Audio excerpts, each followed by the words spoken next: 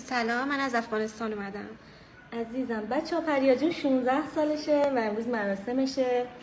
چرا انقدر زود ازدواج کردی پریا؟ دیگه به خواست خودم نبوده. پریا جون بچه یه ناراحتی داشت و به من بیان کرد.